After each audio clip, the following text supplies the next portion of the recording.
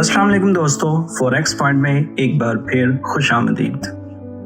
हमने पिछली वीडियो में देखा कि कैंडल चाहे वो बुलिश हो या बेरिश हमारे चार्ट पर कैसे बनती है और वो कैसे काम करती है। मुझे पूरी उम्मीद है कि वो वीडियो आपने देखी होगी। अगर आपने वो वीडियो नहीं देखी तो प्लीज उसे जरूर देखें। आज हम बात करने वाले हैं कैंडलस्टिक पैटर्न के बारे में, लेकिन इससे पहले हम इस सवाल पर फोकस करते हैं कि हमें क्यों कैंडलस्टिक पैटर्न पढ़ना चाहिए। इसका जवाब यह है कि जैपनीज कैंडलस्टिक के ये पैटर्न हमें टेक्निकल एनालिसिस में सबसे ज्यादा हेल्प करते हैं और हमारी ट्रेडिंग पोजीशन की डायरेक्शन बताते हैं कि आया हम उस पेयर को बाय करें या सेल, जिससे हम एक अच्छा खासा प्रॉफिट हासिल कर सकते हैं। लेकिन इसकी एक शर्त है और वो शर्त है इसका सही इस्तेमाल। इसलिए हमें ये पैटर्न सीखने चाहिए।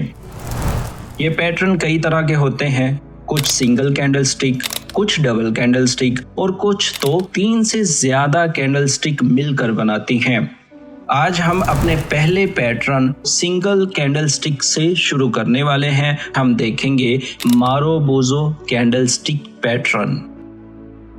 मारोबोजो कैंडल यानी ऐसी कैंडल जिसमें विक या शैडो होना ही नहीं चाहिए। अगर हो तो वो बिल्कुल माइनर सा थोड़ा सा होना चाहिए। ये कैंडल ट्रेंड को रिवर्स करने की ताकत रखती है। मारोबोजो दोनों तरह की होती है, यानी बुलिश और बेरिश। अगर आपको बुलिश मारोबोजो चार्ट के बॉटम में नजर आ जाए तो आप उस पेयर को बाय कर सकते हैं, क्योंकि ये बुल्स के एक्टिव होने की इंडिकेशन है और उस पेयर को ये आसमान तक भी पहुंचा सकते हैं। बिल्कुल ऐसे ही बेरिश मारोबोजो है जो हमें बताती है कि इस वक्त सेलर्स यानी बियर्स एक्टिव हैं और अगर ये हमारे ट्रेडिंग चार्ट पर ऊपर बनती है तो हमें सेल की ट्रेड ले लेनी चाहिए, क्योंकि ये उस पेयर को आसमान से जमीन पर गिराने की ताकत रखती है। चलें आइए अब हम इसके मजीद पॉइंट्स को नोट कर लें। अपने पास डायरी या नोटबुक रख लें और इन पॉइंट्स को लिख लें, क्योंकि ये आपके बहुत काम आने वाली है। नंबर 1 है मारोबोजो कैंडल विक या शैडो के बगैर होनी चाहिए। बुलिश कैंडल के निचले हिस्से में तो विक नहीं होनी चाहिए, लेकिन ऊपर हो सकती है और वो भी माइनर सी।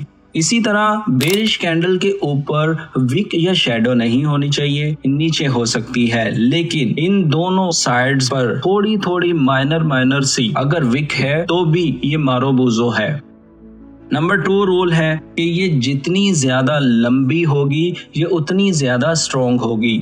नंबर 3 बुलिश मारोबोजो है तो वो चार्ट के बॉटम पर नजर आए तो ज्यादा स्ट्रॉन्ग है। इसी तरह अगर बेरिश है तो वो चार्ट के टॉप पर नजर आए तो वो उस ट्रेंड को बदल सकती है।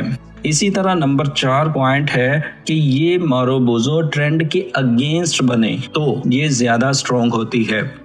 प्लीज इन पॉइंट्स को जरूर याद रखिए और अपनी डायरी या नोटबुक पर लिख लें, क्योंकि मेरी ये वीडियो देख लेने से या सुन लेने से आप एक अच्छे ट्रेडर नहीं बन सकते। अच्छा, ठीक है। आपको एक अच्छा ट्रेडर बनने के लिए प्रैक्टिस की जरूरत होती है।